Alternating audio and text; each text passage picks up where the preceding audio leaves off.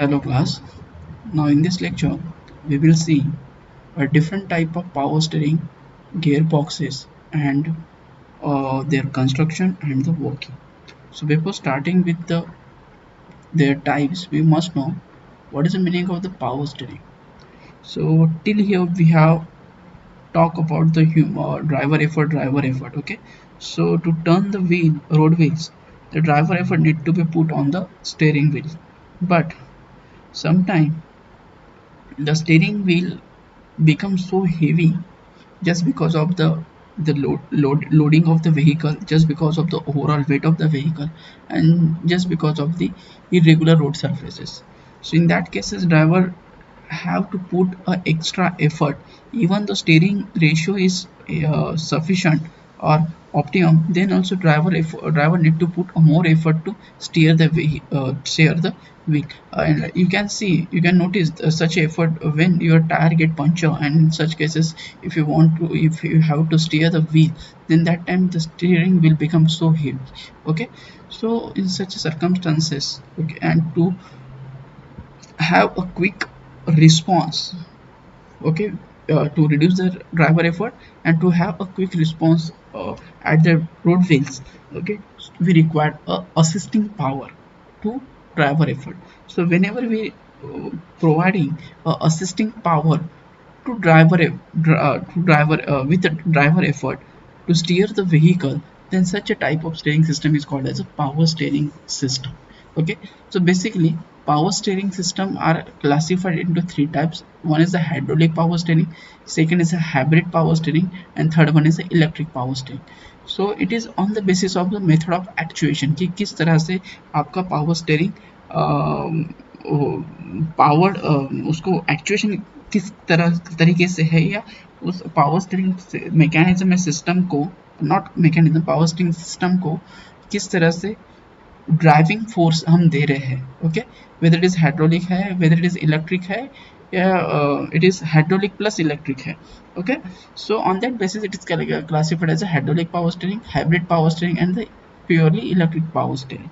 And on the basis of mechanism, again it is classified as a rack and pinion type, and second is the pitman arm or the drop arm type steering mechanism. Okay, so normally in case of the heavy vehicles, trucks, and the special purpose vehicle or the military vehicles, we are using a drop arm type or pitman arm type power steering mechanism on the basis of construction. And normally in case of the passenger car or the domestic vehicles, we are using the rack and pinion type. First, this is as shown in the figure. So here before going to in detail the working of this system, we first of all see the construction of this rack and pinion type power steering mechanism. Okay, so hydraulic power steering, hybrid power steering, and electric power steering first is just on the basis of the actuation force or motive force कैसे मिल रहा है उस system को. Hydraulic power steering में what entire system जो होता है hydraulic power steering में, दैट इज उस सिस्टम में hydraulic pump is the heart. Okay, once hydraulic pump is fail, the entire power steering system get fail. Okay, so the hydraulic power steering system में जो hydraulic pump होता है that is driven by engine. Okay, एक pump रहेगा, okay, which is connected to ear. Okay, from pump जैसे कि direction बताया, यहाँ एक पंप रहेगा. Okay, and that pump is driven by a engine through a belt. Okay, एक belt रहेगा जो पंप के पुली से होते हुए इंजन के पुली पे जाएगा. So that will drive that pump taking a driving force from the engine. So such type of power steering system is called as hydraulic power steering. अब वही पंप अगर मैं इलेक्ट्रिक मोटर से drive कर रहा हूँ तो वो हो जाएगा hybrid power steering. Hybrid power steering मतलब हाइड्रोलिक पावर जो पंप है वो हाइड्रोलिक फोर्स डेवलप कर रहा है सिस्टम में, बट वो खुद पंप किससे ड्राइव ले रहा है, इलेक्ट्रिक मोटर से. So such type of power steering system is called as hybrid power steering. And electric power steering मतलब we are not at all using a oil. Okay, we are not at all using a hydraulic pump, we are directly using motor, and that motor connected to this rack. Directly motor we are connecting to this rack. and such type of power steering system is called as a electric power steering. Okay, so nowadays in almost all vehicles, in all passenger vehicles, we are using an electric power steering system. Okay, so we will see the construction first of all. That is only difference hydraulic, hybrid and electric में क्या होता है. Now we will see the construction first of all. So ये हमारा rack and pinion system है. At the center we are here we are having a steering column. This steering column is connected to one wall. Okay, that wall is nothing but called as a spool wall or rotary wall. It is also called as a spool wall or the rotary wall. And another end पे spool wall के pinion is connected. Okay, and in between steering column and pinion there is a spool wall is present. After that this is a casing. This entire blue color जो भी है that is a casing in which this system is fixed. Okay, after here this white color indicating a shaft, that is nothing but the portion of rack जो है वो extended यहाँ तक extend किया है. सिमिलरली रैक यहाँ cut section इतना cut करके दिखा है, तो यहाँ रैक के टीथ है which is mesh with the pinion and again rack यहाँ से बाहर निकला है. ओके, सो ये जो केसिंग है जिसके अंदर रैक लोकेट किया है वो 2 हाफ में यहाँ कंस्ट्रक्ट किया है. सो ये जो लाइन है इस लाइन की इस साइड टीथ पोर्शन रहेगा रैक का जो कभी भी इस साइड में नहीं आएगा, और इस लाइन से इस साइड यहाँ तक okay till this point okay chamber portion रहेगा. So this chamber is divided by this piston. Okay, this is chamber 1 and this is chamber 2. So ये जो piston है it is connected with the rack का जो ये portion है उसके साथ ये कनेक्टेड है. और ये जो पिस्टन है ये जो पोर्शन को 2 चेम्बर में डिवाइड करता है, चेम्बर 1 एंड चेम्बर 2. चेम्बर 1 से एक होस लाइन जाता है, वो स्पूल वॉल की जो केसिंग है उसको गाइड उधर तक गाइड किया है. सिमिलरली चेम्बर 2 से भी एक होस लाइन जाएगा, फ्लूइड लाइन, वो स्पूल वॉल के या रोटरी वॉल के केसिंग में गाइड होगा. और सिमिलरली गाइडेड केसिंग बाहर लाइन बाहर निकल रहा है टू रिजर्वायर. रिजर्वायर मतलब क्या है, ये हाइड्रोलिक पावर स्टीयरिंग सिस्टम है.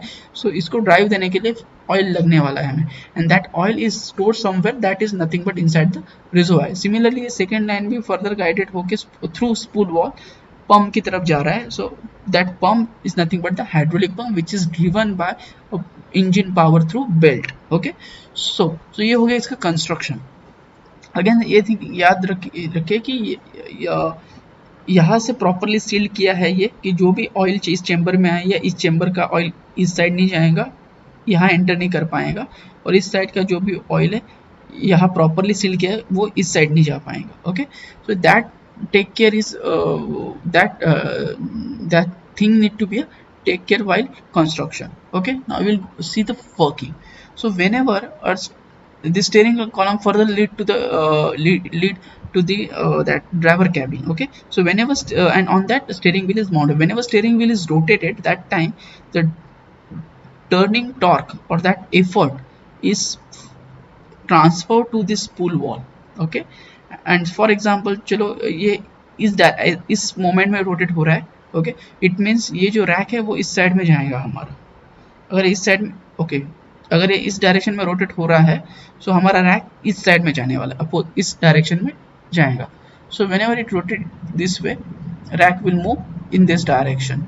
Okay, so that time that torque is sensed by this spool wall, and on the basis of direction of rotation of the steering column, some passages in the spool wall get open, and it since it allow to flow fluid from this chamber, okay, chamber 2 to reservoir. And sorry, whenever it rotate in the whenever steering rotate in this direction, means हमारा जो rack है वो इस direction में जाएगा. Okay, इस direction में जा रहा है मतलब ये जो पिस्टन है it will move in this direction. Okay, in this direction it will move. So ये जो वॉल्यूम है इस चेम्बर का वो फिक्स है, बट यहाँ ऑलरेडी फ्लूइड प्रेजेंट है, and that fluid need to be escape from this chamber, or we have to take out this oil from this chamber. Otherwise भले ही ड्राइवर कितना भी एफर्ट करे ये रैक इस साइड नहीं जाएगा, क्योंकि ये पिस्टन है, वो पिस्टन इस डायरेक्शन में जैसे मूव होगा वैसे यहाँ का जो भी ऑयल है वो पास होना चाहिए, बाहर निकलना चाहिए। अगर हमने ये आउटलेट ही बंद कर दिया, ये ऑयल को बाहर जाने के लिए अलाउ नहीं किया चेंबर से, definitely the steering wheel, the rack will not move in this direction. Okay, so as soon as driver putting effort on the steering wheel in this fashion, okay, as arrow is rotating in this fashion, अगर steering column rotate हो रहा है तो क्या होगा, हमारा rack जो है इस डायरेक्शन में मूव होगा। जैसे इस डायरेक्शन मूव होगा, यहाँ का ऑयल एंटर करेगा स्पूल में और that will supposed to push what, that will supposed to push a spool wall, and spool wall get rotate, and due to their rotation and the effort of the steering column का जो rotation, उसके वजह से spool wall का passage जो है outlet passage open हो जाएगा, और यहाँ से हमारा जो लाइन जा रहा है अंदर, वहाँ से जो फ्लूइड बाहर निकल रहा है चेंबर 1 से, वो रिजर्वायर में चला जाएगा। एट द सेम टाइम ये पिस्टन इस डायरेक्शन मूव हुआ तो यहाँ वैक्यूम क्रिएट होगा, that to suppress that vacuum pump से एक्स्ट्रा फ्लूइड, रिजर्वायर से ही फ्लूइड लेगा pump. Okay, pump is connected to the reservoir only. Okay, so pump reservoir से फ्लूइड लेगा, and that fluid is pump to this side of piston, मतलब chamber 2 में क्या करेगा, पंप करेगा। As soon as chamber 2 get filled with the extra fluid, that extra fluid pushing the piston in this direction, means क्या हो रहा है, driver effort भी पुश कर रहा है रैक को इस डायरेक्शन में, एंड जो पंप प्रेशराइज फ्लूइड अंदर भेज रहा है चेंबर 2 में, that also pushing piston in this direction. So fluid pressure helps to push rack in this direction, and because of that driver effort get assistance to steer the vehicle. Similarly, whenever steering wheel opposite direction में rotate होगा, so इस chamber से हम fluid निकालेंगे और इस chamber में fluid डालेंगे, so that hydraulic pressure pushing the piston and rack will move in this direction. So this is the way how hydraulic power steering is working. Okay, so this is the basic principle. Now अभी यही अगर motor, ये जो motor जो pump है, hydraulic pump है, if I giving that pump, if I driving that pump through electric motor, अभी फिलहाल में हाइड्रोलिक पावर स्टीयरिंग में क्या हो रहा था, that hydraulic pump is purely driven by engine and through a belt drive. अगर मैंने इंजन ऑफ कर दिया तो हाइड्रोलिक पंप बंद हो जाएगा, और हाइड्रोलिक पंप अगर बंद हो गया सो आपका स्टीयरिंग हो जाएगा manual power, it's not power, it become a manual steering, और उस केस में it become heavier than manual power steering because oil है इस चेंबर में।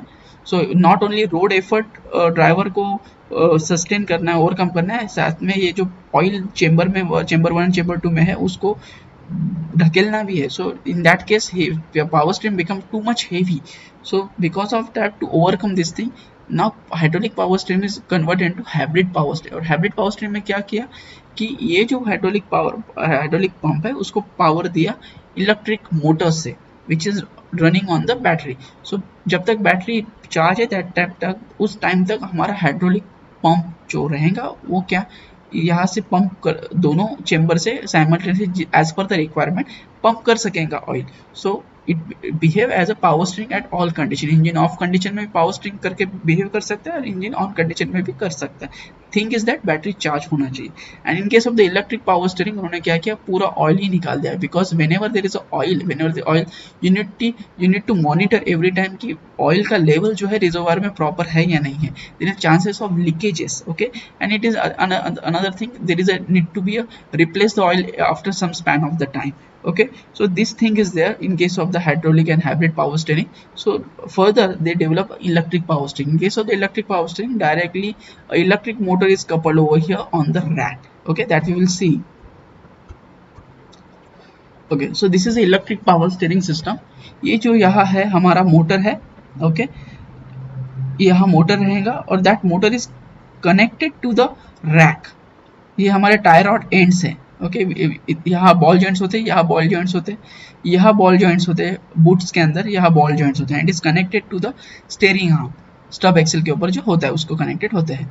सो यहाँ हमारा मोटर कनेक्टेड है और ये मोटर क्या करता है, यहाँ जस्ट लाइक हमने देखा वोम एंड व्हील अरेंजमेंट जैसे देखा, उसी तरह से यहाँ जो रहेगा वर्म रहेगा और ये व्हील है किसका, हमारे मोटर का। सो वर्म एंड व्हील मैकेनिज्म जैसे हमने देखा वैसे स्टेयरिंग इस रॉड पे वर्म रहेगा, थ्रेड रहेगा और यहाँ हमारा व्हील रहेगा मोटर का। सो जैसे ही मोटर रोटेट होगा that worm will start to move in that way.